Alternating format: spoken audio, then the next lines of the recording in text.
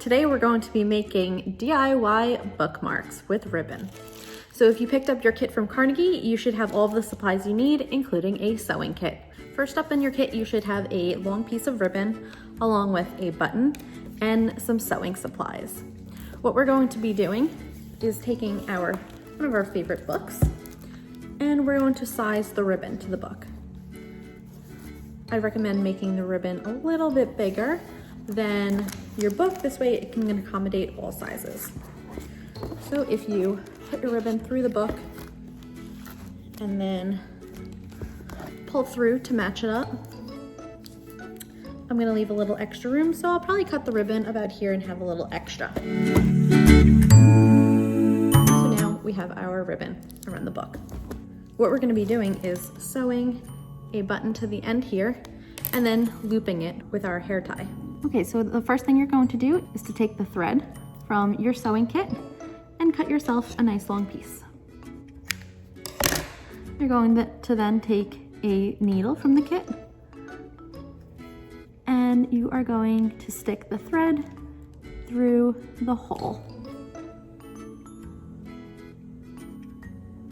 Once it starts to come out, you grab it, get your sewing needle in the middle, and at the very top, you're gonna put the two pieces of string together and tie a knot. Okay, so now that you have your string,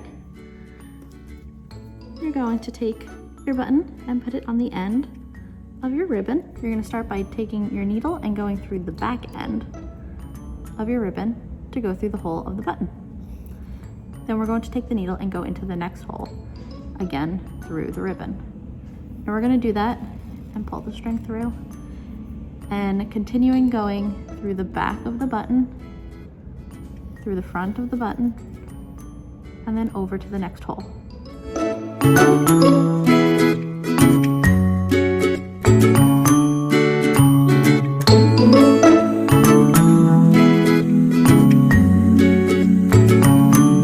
Once you're all done and just have a little bit of thread left, you're going to turn your button over to the back, and to end the thread, to make it stick, you're going to take the needle through and stick it through all of the thread that is already back there.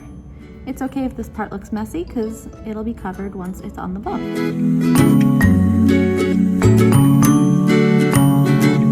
For the next part, you're going to take your ribbon. We're going to be taking some more string. So thread up your needle again, and we are going to sew the ends to make a loop around the hair tie so it stays. Okay, once you have your needle re-threaded and you have the knot at the end of your string, you're going to loop this around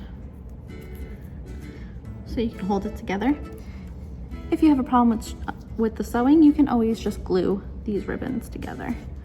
But so we are going to start going through. We want the knot on the back, so that'll hide it. And then we're gonna go back and forth to make a simple stitch right across the top of the back ribbon.